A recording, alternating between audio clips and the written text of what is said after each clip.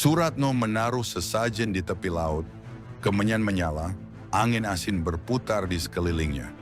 Ia berbisik meminta kekayaan pada Dewi Lanjar.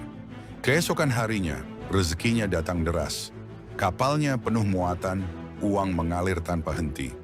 Seminggu kemudian, istrinya hilang tanpa jejak. Di ranjang hanya tersisa pasir basah dan sehelai rambut panjang berbau laut. Ombak berdebur pelan, seperti tertawa kecil setelah menerima bayaran. Namun Suratno tak peduli, ia hanya terlalu bahagia dengan hartanya. Ia lupa bahwa setiap harta yang cepat pasti menuntut lebih. Pada masa itu, sekitar akhir abad ke-16, ketika kerajaan Mataram baru menancapkan pengaruhnya ke pesisir utara Jawa, Jepara menjadi pelabuhan yang sibuk namun syarat ketegangan. Udara asin bercampur debu jalan dan jelaga dapur dari ratusan rumah panggung di sepanjang pesisir. Di kejauhan, kapal-kapal asing berjejer menunggu izin sandar. Jung Tiongkok dengan layar lebar seperti sayap Raja Wali, perahu Arab bermuatan kain dan rempah, serta kapal Portugis yang membawa meriam di lambungnya. Orang-orang pesisir hidup di antara dua ketakutan, dari laut dan dari daratan. Dari laut datang badai dan bajak laut. Dari darat datang pajak dan perang. Raja-raja baru di pedalaman ingin menguasai jalur dagang. Sementara bangsa asing menancapkan bendera di mana saja angin memungkinkan layar terbuka. Namun, di tengah hiruk-pikuk itu, laut tetap menjadi nadi kehidupan. Para nelayan menyalakan dupa setiap fajar sebelum berangkat, memercikkan air kelapa ke perahu, lalu berbisik pelan, "Nyuwun slamet Gusti Segoro." Laut bagi mereka bukan sekadar tempat mencari nafkah. Ia makhluk hidup, punya kehendak dan bisa tersinggung bila disepelekan. Malam hari garis cakrawala tampak seperti luka yang tak sembuh, merah, gelap, lalu biru tua. Di antara suara ombak, sering terdengar kidung tua, nyanyian perempuan yang tak pernah terlihat wujudnya. Sebagian orang bilang itu hanya ilusi bagi mereka yang lelah melaut. Sebagian lagi percaya itu tanda bahwa penguasa laut sedang berjalan di atas buih, menimbang nasib manusia yang berani menatap terlalu lama ke arah samudera. Jepara di masa itu adalah panggung di mana manusia dan gaib saling meniru.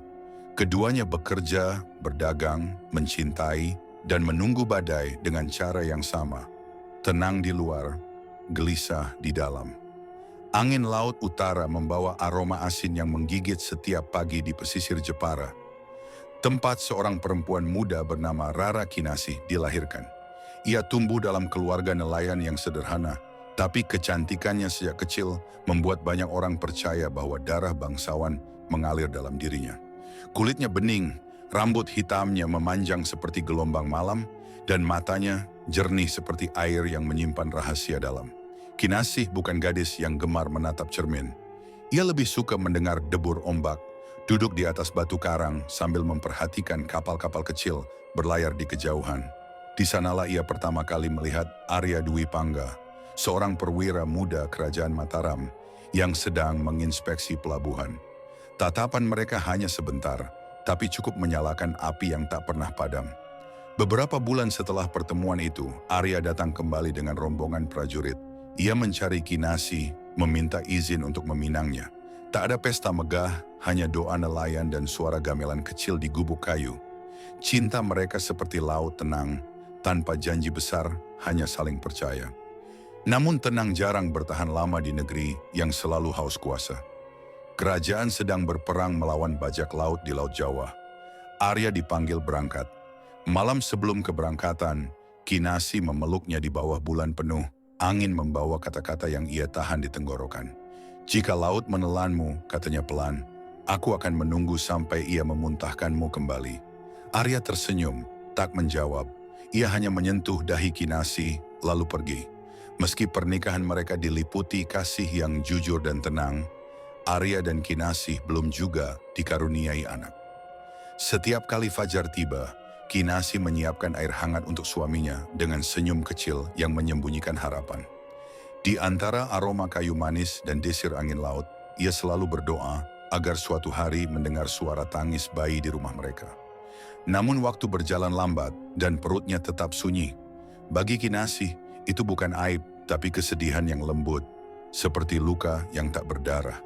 Ia sering duduk di tepi pantai, memandangi anak-anak nelayan bermain di pasir, mendengar tawa mereka seolah menggema dari masa depan yang tak sempat ia miliki. Arya kadang mendekatinya dari belakang, membelai rambutnya, dan berkata lirih, "Mungkin laut menunggu kita menjemput satu jiwa di tengah ombak." Kata-kata itu dulu ia anggap penghiburan. Baru kemudian setelah Arya tak kembali, kalimat itu terasa seperti firasat. Laut tidak pernah memuntahkan kembali orang yang ia ambil. Berita kematian Arya datang 2 bulan kemudian. Kapalnya karam di perairan utara, tubuhnya tak pernah ditemukan. Kinasih tidak menangis di depan siapapun. Ia hanya duduk berhari-hari di tepi pantai, menatap garis cakrawala seolah ingin menembusnya. Malam-malam setelah kabar kematian suaminya datang, Kinasih kerap memeluk selendang putihnya dan berbicara sendiri. Bukan kepada arwah Arya, tapi kepada anak yang tak pernah lahir. Ia membayangkan sosok kecil itu menunggu di suatu tempat di bawah laut, bermain dengan buih ombak, menatap ibunya dari kejauhan. Maka kehilangan bagi Kinasih bukan hanya kehilangan suami, tapi juga kehilangan masa depan yang tak pernah sempat tumbuh. Dari situ, gosip mulai tumbuh. Wajah cantiknya yang dulu disegani kini jadi bahan bisik-bisik. Para lelaki desa melihatnya sebagai janda muda tanpa pelindung. Para wanita menganggapnya pembawa sial. Seorang bangsawan dari Semarang datang meminang. Dengan niat lebih pada tubuh daripada hati, Kinasih menolak mentah-mentah. Ia lebih memilih sunyi daripada hidup dalam kemewahan tanpa cinta. Penolakan itu membawa murka. Bangsawan itu menuduh Kinasih menyimpan pesugihan, menyihir laut agar menelan kapal-kapal saingannya. Rumahnya dibakar, keluarganya terusir. Maka berangkatlah Kinasih menyusuri pantai utara sendirian, membawa pakaian lusuh dan kalung dari cangkang laut pemberian Arya. Ia berjalan berhari-hari. Setiap malam ia bermimpi mendengar suara lelaki memanggil namanya dari tengah laut, suara yang samar antara cinta dan kematian. Di Tuban, ia menolong nelayan yang anaknya demam. Di Rembang, ia membantu perempuan tua yang kehilangan suaminya di laut. Tapi kemanapun ia pergi, kabar buruk mengikuti. Badai tiba-tiba datang setelah ia lewat. Perahu hilang di teluk yang baru ia lintasi. Orang mulai menyebutnya penyebab ombak. Suatu malam di pantai Pekalongan, Kinasih berhenti. Ia menatap laut yang bergulung di bawah langit kelam. Ombak di sana terasa berbeda. Lebih dalam, lebih berat, seperti menyimpan napas makhluk purba. Ia duduk di pasir basah, menutup mata, dan berkata lirih, "Jika engkau ingin aku kembali padamu, tunjukkan jalannya." Angin berhenti, laut seolah mendengarkan. Dari kejauhan, ada cahaya hijau yang perlahan mendekat. Bukan dari bulan, bukan dari lentera. Kinasih merasa seluruh tubuhnya bergetar. Ia tahu, sesuatu sedang memanggil. Malam itu ia mulai bertapa. Hari berganti minggu, minggu berganti bulan. Ia tak makan, hanya minum air laut yang ia tampung di telapak tangan. Kulitnya memucat, rambutnya memutih, tapi matanya kian dalam. Orang-orang yang lewat melihatnya dan merasa ngeri. Ada aura yang membuat mereka ingin berlutut tanpa tahu mengapa. Ketika hujan besar turun pada bulan ketiga, Kinasih masih duduk di sana. Air menenggelamkan separuh tubuhnya, tapi ia tak bergerak. Di puncak badai, kilat membelah langit dan menyorot wajahnya. Di belakangnya berdiri sosok perempuan berjubah hijau. Rambutnya melambai seperti ombak. Suara itu bergema tanpa bibir bergerak. "Kau telah kehilangan dunia, Kinasih, tapi dunia pun kehilangan penjaganya. Maukan kau menggantikan mereka yang tenggelam?" Kinasih menunduk. Air mata bercampur hujan. "Jika itu menenangkan laut, aku rela." Suara itu tertawa lirih antara kasih dan peringatan. "Maka engkau bukan lagi manusia. Engkau lanjar, janda yang memeluk ombak. Jaga laut utara, rawat kesedihan manusia seperti kau merawat lukamu sendiri." Kilatan terakhir menyambar. Ombak menelan tubuh Kinasih, tapi tidak meninggalkan mayat. Pagi harinya nelayan menemukan pasir pantai dipenuhi bunga melati putih, dan air laut menjadi jernih seperti kaca. Di antara buih, terdengar bisikan halus memanggil, "Tenangkan hatimu, dan laut akan menenangimu." Sejak itu setiap kapal yang berlayar dari Pekalongan selalu memberi penghormatan kecil di tepi pantai, menyebut nama Dewi Lanjar, penjaga laut utara, sang janda yang tak pernah benar-benar pergi. Angin laut utara selalu membawa sesuatu. Kadang asin, kadang bau solar dari kapal nelayan. Kadang pula bisik-bisik yang lebih dingin dari ombak malam. Di Pekalongan, tahun-tahun awal 1908, puluhan menjadi masa yang ganjil. Kota itu mulai menegakkan tiang-tiang pabrik batik dan gudang logistik di sepanjang pesisir, tapi di sela-deru mesin dan roda becak masih terdengar mantra yang sama seperti berabad-abad sebelumnya. Nyuwun berkah Dewi Segoro. Konon kabar itu bermula dari satu keluarga pengusaha batik kecil di daerah Wiradesa. Juragan Kardiman, lelaki paruh baya dengan ambisi setinggi atap gudangnya, dikenal gigih tapi selalu sial. Setiap kali kainnya hampir laku, banjir datang dan menghanyutkan semuanya. Utangnya menumpuk dan istrinya jatuh sakit karena kelelahan membantu di tempat pewarnaan. Dalam keputusasaan, Kardiman pergi ke pantai Selamaran tengah malam, membawa bunga 7 rupa dan dupa yang ia beli dari pasar. Orang-orang bilang, malam itu laut sedang pasang besar, tapi ia tetap berjalan ke bibir ombak, memanggil dengan suara bergetar, "Dewi Lanjar, aku nyuwun tulung, aku ora kuat urip koyo ngena." Tak ada jawaban, hanya kabut yang makin tebal. Namun sejak malam itu, nasibnya berbalik. Usahanya tiba-tiba melonjak. Kain batiknya laku keras, investor datang tanpa dicari. 2 bulan kemudian, ia membeli rumah baru dan mobil sedan. Barang mewah untuk ukuran Pekalongan kala itu. Semua orang di kampung membicarakannya, tapi Kardiman hanya tersenyum setiap kali ditanya. Ia tak pernah menyangkal, tak juga mengaku. Sampai suatu pagi, anak semata wayangnya, Laras, tenggelam di sumur belakang rumah tanpa sebab yang jelas. Airnya tenang, tak ada tanda perlawanan. Hanya kain batik biru yang mengambang, bermotif ombak dan sisik naga. Sejak saat itu, kabar tentang Dewi Lanjar yang memberi kekayaan dengan tumbal menyebar cepat, lebih cepat dari berita koran. Nama Lanjar berubah menjadi semacam sandi, dibisikkan di warung kopi, di dermaga, di pojok pabrik. Orang-orang mulai datang ke pantai membawa sesajen, ayam putih, kembang, kemenyan, dan sehelai rambut orang yang mereka cintai. Para dukun pesisir membaca arah ombak seperti membaca nasib. Mereka bilang, Dewi Lanjar hanya menampakkan diri pada malam Jumat Kliwon ketika bulan setengah tenggelam. Kadang wujudnya perempuan muda berambut panjang, bergaun hijau muda seperti buih laut. Kadang hanya bayangan yang berjalan di atas air, diiringi suara perempuan tertawa lirih, antara sedih dan puas. Dalam beberapa tahun, praktik itu tumbuh seperti jamur. Tak hanya juragan batik, tapi juga pedagang ikan, sopir truk, bahkan pejabat kecil dari kota, mulai datang diam-diam ke pesisir. Mereka mencari jalan cepat menuju kaya. Ada yang berhasil, ada yang hilang. Cerita-cerita mulai terdengar di kampung-kampung sekitar pantai, tentang seorang nelayan yang baru seminggu berdoa di laut. Tiba-tiba menemukan perahu baru penuh ikan setiap pagi. Tapi 3 bulan kemudian, istrinya jatuh sakit dan meninggal dalam tidur, dengan wajah pucat seperti tertelan cahaya bulan. Tentang seorang pengusaha konveksi yang tiba-tiba punya pelanggan luar negeri, tapi anaknya hilang di jalan pulang sekolah. Mereka bilang, setiap keberuntungan datang bersama bayangan panjang, dan bayangan itu selalu menuntut ganti. Sementara itu, di laut sana, Dewi Lanjar duduk di antara arus hijau keperakan. Tubuhnya menyatu dengan kabut asin. Ia tidak lagi seperti manusia, tapi juga belum sepenuhnya Dewi. Wajahnya tenang, tapi matanya menyimpan kelelahan berabad-abad.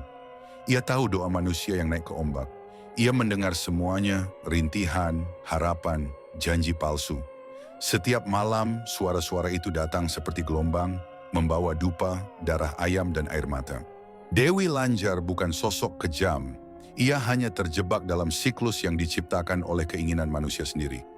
Dulu ia bersumpah untuk menolong mereka yang tertindas, tapi manusia mengubah makna tolong menjadi tukar. Mereka memuja bukan karena cinta, tapi karena haus akan kekuasaan. Maka laut pun menagih sesuatu sebagai penyeimbang. Kadang di antara gemuruh ombak, ia mengingat wajah-wajah mereka yang datang dengan tulus, para nelayan tua yang sekadar ingin bertahan hidup. Tapi wajah-wajah itu tenggelam dalam barisan orang rakus yang menyalakan dupa hanya demi emas. Malam demi malam, laut di utara Pekalongan menjadi semacam pasar gaib. Transaksi tanpa tanda tangan, hanya janji dan air mata. Di daratan, beberapa dukun terkenal mulai memperjualbelikan jalur menuju Dewi Lanjar. Mereka menulis mantra di atas kain putih, menjual air laut yang konon diambil dari dasar samudra, dan mengajari cara memanggil sang dewi lewat doa terbalik. Sing nyebut namanya kudu ikhlas. Sing nyedeka ke kudu wani ilang. Begitu kata seorang dukun tua bernama Ki Sudarma yang rumahnya tak jauh dari muara. Banyak yang tertawa sinis, tapi beberapa datang dengan wajah takut. Ada yang membawa foto kekasih, ada yang membawa potongan rambut anak. Mereka semua mengucap janji yang sama. Asal aku bisa kaya, biar apapun jadi gantinya. Tiap Jumat Kliwon, pantai selamaran seperti pesta bisu. Lilin-lilin kecil menyala di antara batu karang, sesajen terapung di ombak. Kadang terdengar teriakan orang kerasukan, kadang tangisan. Ombak malam di sana tak pernah benar-benar sepi. Namanya Suratno, juragan perahu dari daerah Panjang Wetan. Dulu ia cuma nelayan biasa, tubuh kurus, kulit legam, hidup pas-pasan dengan istrinya Sulastri. Tapi setelah banjir besar tahun 1981 menghancurkan rumahnya, ia berubah. Entah karena trauma, entah karena lapar. Ia mulai sering ke laut sendirian, malam hari, membawa dupa dan kendi air putih. Orang-orang melihatnya duduk di atas perahu kecil menghadap ke tengah samudra, membacakan sesuatu dalam bahasa yang tak dikenali. Ia berhenti melaut untuk mencari ikan. Ia mulai melaut untuk memanggil. Tak lama setelah itu, keberuntungan datang bertubi-tubi. Hasil tangkapan melimpah. Kapal barunya dibeli kontan. Dalam waktu 2 tahun, ia punya armada sendiri. Orang memanggilnya Juragan Ratno. Sementara Sulastri yang dulu sederhana, kini hidup dalam rumah besar dengan lantai marmer. Semua tampak baik, sampai perempuan itu mulai mengeluh setiap malam. Laut itu memanggilku, katanya dengan suara parau. Aku dengar nyanyian dari bawah sumur. Ratno tak menggubris, ia kira istrinya sekadar lelah. Tapi pada malam Jumat Kliwon ke-3 bulan itu, Sulastri menghilang. Di kamar hanya tersisa kain jarit biru, kehijauan yang basah dan berbau asin. Tetangga bilang, malam itu terdengar suara perempuan tertawa di dekat muara. Ratno hanya diam, matanya kosong. Besok paginya, ia kembali ke laut seperti biasa. Tanpa air mata, tanpa penyesalan. Ia semakin kaya. Kapalnya berlayar sampai ke Kalimantan. Tapi setiap kali pulang, di teras rumah selalu tercium aroma melati basah. Dan dari kamar istrinya terdengar suara ombak kecil, seolah laut berpindah ke dalam rumah. Orang-orang bilang Ratno telah menukar istrinya untuk menjadi pengawal arus, roh yang menjaga harta di bawah laut. Ketika ditanya tentang itu, ia hanya menjawab pelan, laut memberi, laut mengambil. Aku cuma ikut arus. Beberapa tahun kemudian, tubuh Ratno ditemukan di dermaga, kaku tapi tersenyum. Tangannya menggenggam uang logam yang berkarat dan dari mulutnya keluar buih asin. Yang kedua disebut Sumarno, pengusaha batik rumahan dari daerah Buaran. Ia dikenal tekun tapi keras kepala.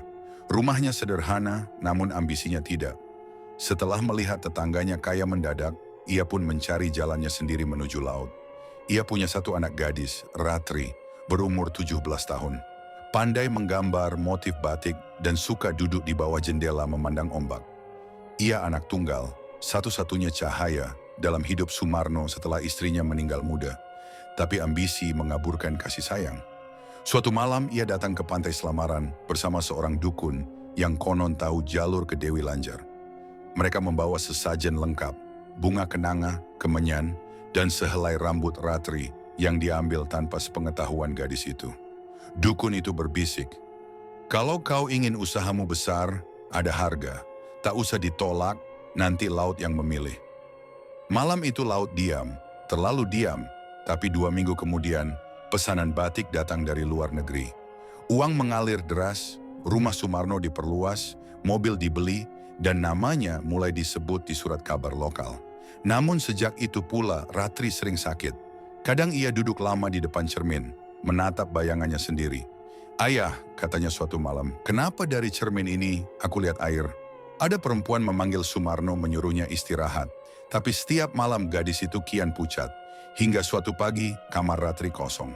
Di ranjang hanya tersisa selendang batik bermotif ombak dan sisik ular laut. Di lantai air menggenang, padahal cuaca cerah. Sumarno mencari kemana-mana. Polisi, wartawan, paranormal, semua dipanggil. Tak satu pun menemukan jejak. Tapi setiap kali ia menatap laut, ada sesuatu di sana. Seberkas bayangan perempuan muda dengan selendang yang berkibar di antara buih ombak. Ia tahu, ia sangat tahu. Tapi bukan penyesalan yang muncul, melainkan rasa puas. Semua pesanan tetap datang, uang bertambah. Ia berkata pada bawahannya, hidup ini cuma soal keberanian membayar. Tahun-tahun berlalu, Sumarno makin tua, tapi kekayaannya seperti tak habis. Hingga suatu malam, rumahnya disapu angin laut. Atap beterbangan, kaca pecah, dan di dalam ruang tamu, patung batik porselen berwarna hijau ditemukan pecah tepat di tengah.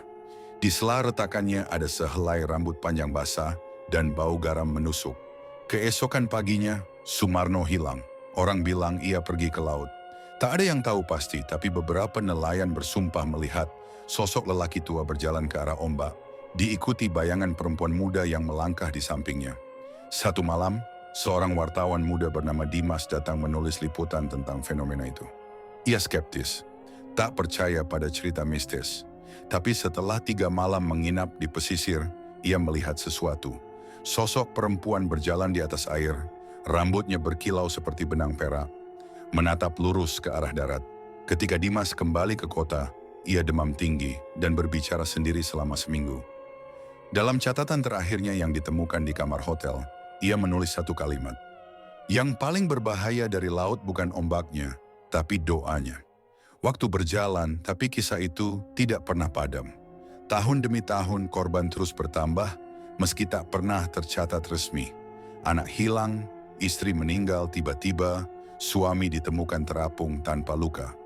Di balik semua tragedi itu, masyarakat hanya berbisik satu nama, Dewi Lanjar. Bagi sebagian orang ia pelindung, bagi sebagian lain kutukan. Tapi bagi mereka yang pernah merasakan sentuhannya, tak ada lagi perbedaan antara berkat dan azab. Pada malam-malam tertentu, terutama saat air pasang besar, konon seseorang masih bisa melihat cahaya kehijauan menari di tengah laut. Dan dari kejauhan, samar-samar terdengar suara perempuan muda, bernyanyi pelan, suaranya seolah datang dari dalam air. Nyanyian yang tak pernah selesai tentang manusia yang lupa batas antara doa dan keserakahan. Disitulah nama Dewi Lanjar meneguhkan dirinya sebagai legenda baru. Bukan lagi putri yang bertapa karena patah hati, melainkan penguasa arus yang menimbang niat manusia dengan harga yang setimpal. Lautnya bukan lagi tempat mencari ikan, tapi cermin dari keserakahan yang memantul ke wajah siapapun yang berani menatap terlalu lama. Laut utara malam itu tampak seperti kaca gelap yang retak. Di kejauhan, cahaya dari pelabuhan Pekalongan berkedip-kedip, seperti mata manusia yang belum mau tidur, sementara bulan menggantung setengah, seolah enggan menyaksikan apa yang akan terjadi. Di dasar samudra, di antara terumbu karang yang berkilau kehijauan, Dewi Lanjar duduk seorang diri di atas singgasana dari batu karang berlumut. Gaunnya melambai pelan mengikuti arus, tapi wajahnya muram. Sudah berabad-abad sejak ia meninggalkan dunia manusia. Tapi suara mereka, doa, jerit, permintaan, dan tangis masih terdengar sampai ke dalam arus. Malam ini, suara itu tak seperti biasanya. Biasanya mereka datang dengan harapan, dengan janji yang manis. Tapi kini, suara-suara itu berubah getir. Ada yang memaki laut karena anaknya mati. Ada yang mengutuknya karena kekayaan yang tiba-tiba lenyap. Ada pula yang memohon supaya perjanjian dibatalkan. Semua datang bersamaan, memenuhi ruang bawah laut seperti gema tak berujung. Suatu malam di dasar laut utara, suasana yang biasanya tenang dan biru kehijauan berubah menjadi gelap kehijauan pekat, seperti tinta yang menelan cahaya. Dewi Lanjar duduk di singgasananya, namun matanya kosong, tak lagi bersinar sebagaimana dulu. Sejak kabar pesugihan itu menyebar, lautan tak pernah hening lagi. Setiap kali seseorang di daratan melakukan perjanjian hitam dengan namanya, arus di dasar laut bergolak. Ombak menggulung seolah menelan doa-doa yang tak layak dikabulkan. Suatu malam arus deras menariknya jauh ke utara, ke wilayah yang jarang ia datangi, tempat yang bahkan para penjaga laut enggan menginjakkan kaki. Dari kejauhan terdengar suara aneh, deru napas terengah, rantai berderak, dan cambuk yang memecah air dengan bunyi menyakitkan. Dewi Lanjar menyelam lebih dalam, dan pemandangan di hadapannya membuat tubuhnya gemetar. Di lembah dasar laut yang luas itu berdiri sebuah istana raksasa yang belum selesai dibangun, menjulang seperti tulang raksasa dari karang hitam. Ribuan jiwa tampak bekerja di sana. Tubuh-tubuh renta, pucat kebiruan, kulit mereka keriput seperti dilumat garam. Ada yang menyeret batu karang besar, ada yang memahat dinding karang dengan tangan telanjang. Darah mereka melayang di air seperti kabut merah. Di sudut lain, seorang anak kecil menangis sambil menahan sebuah pilar batu yang terlalu berat untuk tubuhnya yang kurus. Tangannya bergetar, tapi ia tak berani menjatuhkannya. Seekor makhluk penjaga laut, bertubuh seperti manusia namun bersisik, dengan mata merah menyala, mengayunkan cambuk dari punggungnya hingga terdengar suara memekakan telinga. "Bekerja, jangan berhenti, jiwa-jiwa berdosa." Dewi Lanjar mendekat, dan matanya menangkap pemandangan yang membuat hatinya hancur. Seorang ibu tua berlutut sambil berusaha menahan runtuhan karang agar tak menimpa anak kecil di sampingnya. Namun kekuatan mereka tak cukup. Karang itu jatuh perlahan, menimpa kaki sang ibu hingga patah. Ia menjerit tanpa suara karena di dalam air suaranya lenyap, hanya bergema di kepala Dewi Lanjar. Anak itu menangis, memeluk tubuh ibunya, tapi pengawas di atas hanya tertawa dan mencambuk keduanya lagi. Dewi Lanjar menggenggam ujung jubahnya kuat-kuat. "Hentikan!" serunya, dan suaranya menggema di seluruh lembah. Arus laut bergetar. Para pengawas terhenti sejenak, namun segera tunduk. "Kami tak bisa, Ratu," ujar salah satu di antara mereka. Suaranya berat dan bergema. "Ini bukan perintah kami. Ini adalah hukum laut yang terikat sejak janji pertama diucapkan." Mereka yang menukar jiwa tak lagi milik dunia atas Dewi Lanjar terdiam. Ia tahu itu benar. Tapi melihat pemandangan itu, ibu yang kehilangan anak, anak yang kehilangan tawa, semua yang terhisap karena keserakahan manusia, hatinya berontak.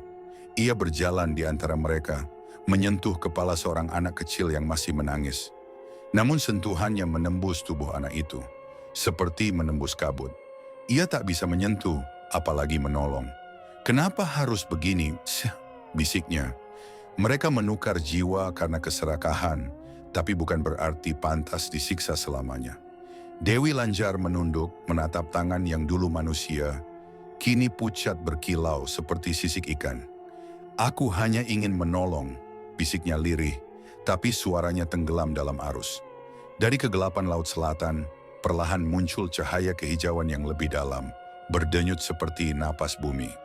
Suhu air turun, arus berputar, dan dari pusaran itu muncullah sosok perempuan agung dengan mahkota dari mutiara hitam, Nyi Roro Kidul, sang penguasa Laut Selatan. Langkahnya tak menimbulkan riak, ombak justru tunduk di sekitarnya. "Lanjar," suaranya lembut tapi dalam, seperti bergema dari dasar palung.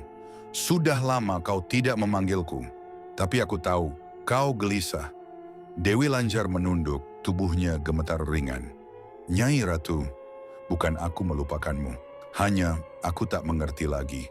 Manusia datang padaku bukan dengan doa, tapi dengan tawar-menawar. Mereka membawa namamu dalam bisik, tapi hatinya milik emas. Aku tidak lagi tahu apa yang disebut pertolongan." Ratu Selatan menatapnya lama. "Kau lupa, Lanjar, laut ini tidak diciptakan untuk menukar. Laut hanya memantulkan.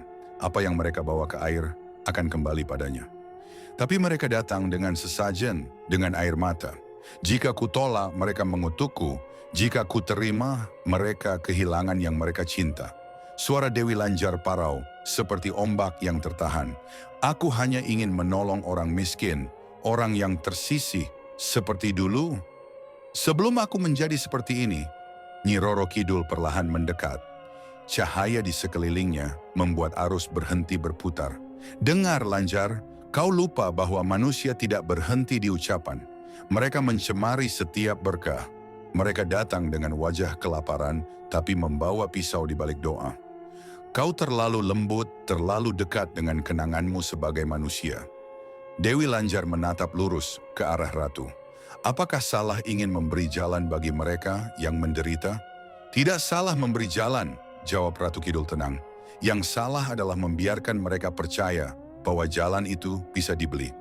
Ia mengulurkan tangan, dan air di sekitar mereka beriak pelan, membentuk gambar-gambar di permukaannya. Wajah Kardiman yang kehilangan anaknya, Suratno yang tersenyum kaku di dermaga, Sumarno yang berjalan ke laut bersama bayangan anaknya. Lihatlah Lanjar, mereka tidak menyesal. Mereka kaya sebentar, mati tanpa ampun, tapi jiwanya tidak pernah kembali. Mereka tidak belajar apapun. Dan kau tahu apa yang lebih buruk? Ratu menatap tajam, matanya seperti dua pusaran gelap. Mereka akan mewariskan kisahmu sebagai cara baru untuk menipu. Dewi Lanjar menatap gambaran itu, semua wajah manusia yang datang padanya. Dan untuk pertama kalinya dalam berabad-abad, matanya basah. Air laut mengalir seperti air mata, bercampur menjadi satu. Jadi selama ini aku hanya memperpanjang rantai dosa? Ratu Kidul tersenyum tipis. Tidak ada yang abadi di bawah laut, Lanjar. Bahkan kesalahan pun bisa karam jika kau berani melepaskannya. Keheningan panjang mengikuti kata-kata itu. Dari jauh ikan-ikan berenang melintas seperti kilatan cahaya, membawa bayangan yang menari di tubuh Dewi Lanjar. Aku takut, Nyai Ratu, katanya pelan. Jika aku berhenti, apa jadinya manusia yang masih datang mencariku? Biarkan mereka menemukan sunyi, jawab Ratu Kidul. Biarkan mereka berbicara sendiri di depan ombak. Air tak pernah menolak, tapi tak juga menjawab. Itulah pelajaran yang harus mereka ingat. Lalu Ratu Kidul berjalan perlahan mengitari Lanjar. Suaranya kini seperti nyanyian yang samar tapi mengguncang hati. Manusia memuja karena ingin, bukan karena sadar. Mereka mencintai laut hanya selama laut memberi, tapi ketika laut menagih mereka menamai itu kutuk. Kau dan aku, Lanjar, bukan pemberi kutuk. Kita hanya cermin yang tak bisa berbohong. Dewi Lanjar menunduk lebih dalam. Rambutnya melayang seperti rumput laut. Apakah aku masih layak menjaga pantai utara, wahai Ratu? Layak, tapi dengan cara baru. Jangan lagi menjadi penjaga keinginan. Jadilah penjaga keseimbangan. Bagaimana caranya? Diam, jawab Ratu Kidul. Diam lebih kuat daripada janji. Ketika manusia datang, biarkan mereka menatap laut tanpa jawaban. Biarkan mereka pulang dengan rasa malu atas nafsunya sendiri. Hanya begitu nama Lanjar bisa kembali suci. Ratu Kidul mengangkat tangannya, dan air di sekeliling mereka berputar, membawa suara-suara manusia yang dulu memohon pada Dewi Lanjar. Semuanya perlahan memudar, hilang ditelan kedalaman. Laut utara harus tenang, katanya lagi. Kau sudah cukup memberi. Sekarang waktunya menolak. Setelah itu cahaya Ratu Kidul perlahan meredup. Tubuhnya larut ke dalam pusaran arus selatan, meninggalkan jejak cahaya hijau di sekeliling Lanjar. Dewi Lanjar berdiri sendiri, sunyi. Ia menatap ke atas, melihat permukaan laut yang bergelombang lembut.